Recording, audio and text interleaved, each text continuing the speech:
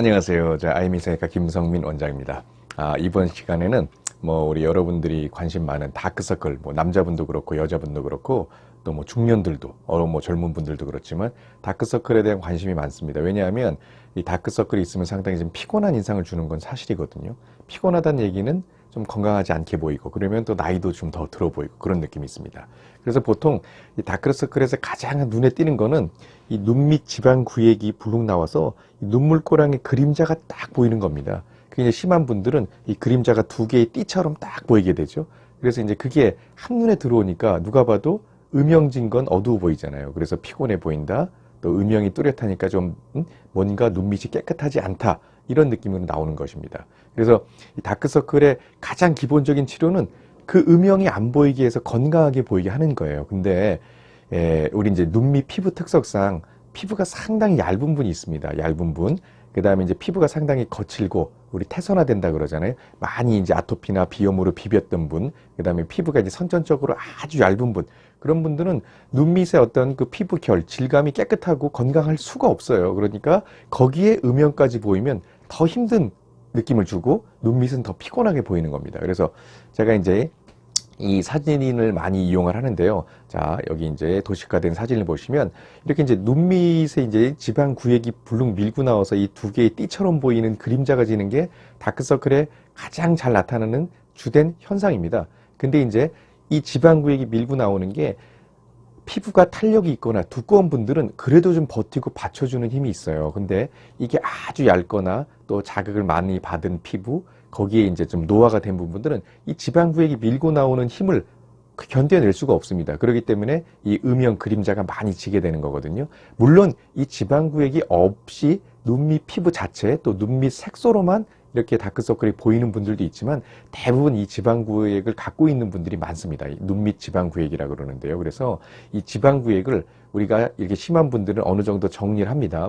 지방 재배치를 할 수도 있고요. 아주 심한 분은 일부 눈밑 지방구획을 제거하면서 재배치할 수도 있고요. 그래서 기본적으로 눈밑 지방구획이 정리가 된 다음에 그 다음에 피부가 문제입니다. 이렇게 사진에서 보시면 이렇게 음영도 보이지만 이게 어두운 이렇게 이 색소가 깔린 것 같은 느낌, 또 얇은 피부로 인해서 피부에 미세주름이 좀 부각되고요. 그 다음에 이제 피부가 얇으면 뭔가 질감, 피부의 어떤 두께에서 얇은 느낌이 나면 탄력이 없이 힘없는 눈밑 피부를 보이게 됩니다. 이 자체가 어딘지 피곤한 눈밑 느낌, 그 다음에 이제 건강하지 않는 눈밑을 보이거든요. 그래서 피부가 팽팽하게 바뀌어야 됩니다. 그래서 피부 두께가 증가되는 게 상당히 중요해요. 피부 두께를 우선 어떻게 증가하냐? 할 수가 있습니다. 우리가 진피 아래 요즘은 재생의학적으로 많이 접근을 하기 때문에 우리가 이제 지방줄기세포라든지 스트로마 세포라든지 여러분이 잘 알고 있는 리쥬란 힐러 같은 것도 PDRN 이런 어떤 그 핵산을 이용한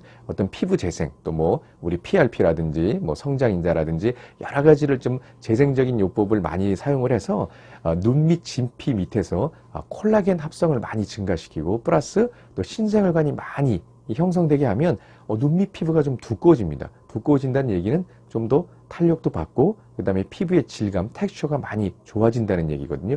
그게 같이 겸비해서 이루어졌을 때 눈밑은 깨끗한 양상을 보이게 되는 겁니다.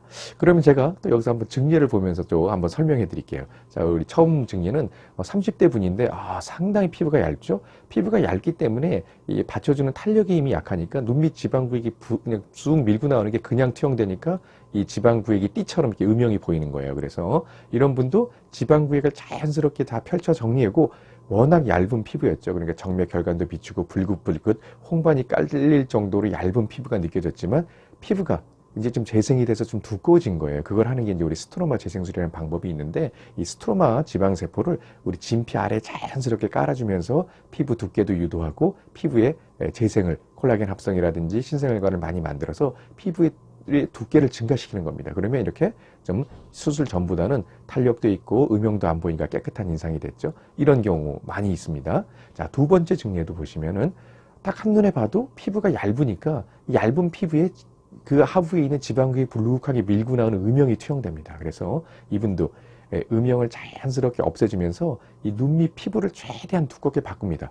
그러니까 수술 후를 보시면 예전에 보였던 지방구획의 음영이 음영도 안 보이는 것뿐만 아니라 어딘지 좀 피부가 좀 달라졌죠? 피부의 질감, 두께감도 많이 향상되고요. 그러니까 뭔가 탄력 있는 느낌, 버티는 힘이 많이 생기니까 이렇게 쉽게 늘어지거나 음영이 보이는 양상이 아닌 것입니다. 그래서 한눈에 봤을 때 음영이 안 보여서 건강한 것도 있지만 피부의 질감, 탄력이 좋아져서 눈밑이 깨끗하다 이런 느낌도 같이 보이는 거가 되겠죠.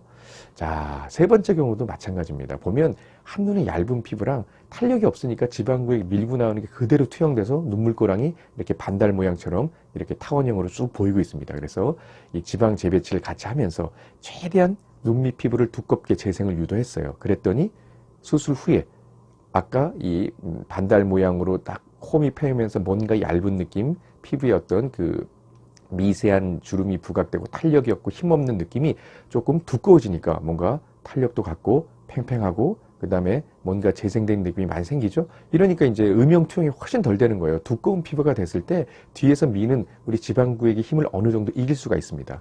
그 다음에 이제 색소가 많았던 분들도 이 눈밑 피부가 재생이 돼서 두꺼워지면 이 단위 면적당 멜라닌 색소들이 분산이 돼요. 우리가 멜라닌 색소를 없앨 수는 없습니다. 하지만 조건을 바꿔서 그 색소가 분산되게 하면 눈밑색은 어두운 그 약간 거무칙칙한 이 색소성 다크서클도 같이 개선이 되는 겁니다. 그래서 이렇게 우리 눈밑 다크서클을 개선하기 위해서는 여러 가지 방법이 좀 다 동원이 돼야 돼요. 한 가지만으로는 하기 어렵고, 왜? 눈밑 다크서클이 한 가지 원인이 아니기 때문에 그래요. 근데 아까 가장 중요한 건 그림자가 지면서 음영이 보이는 느낌이 제일 눈에 잘 띕니다. 그래서 그걸 기본적으로 바꾸면서 또 눈밑 피부에 변화를 줘서 탄력 있고 깨끗한 눈밑을 만드는 게 상당히 중요합니다. 그래서 여성분뿐만 아니라 우리 직장 생활하는 남자분들도 자꾸 피곤한 인상 때문에 눈밑 신경 많이 쓰이거든요. 이렇게 다크서클을 한번 잘 좀 조정하시면 좋은 결과가 있으니까 한번 여러분들 어떤 그 외모 경쟁력을 위해서 한번 고려하시는 것도 괜찮겠습니다. 그럼 오늘 영상 도움이 되셨으면 좋아요, 구독 많이 눌러주시고 다음번에 더 좋은 정보로 여러분 찾아뵙겠습니다. 감사합니다.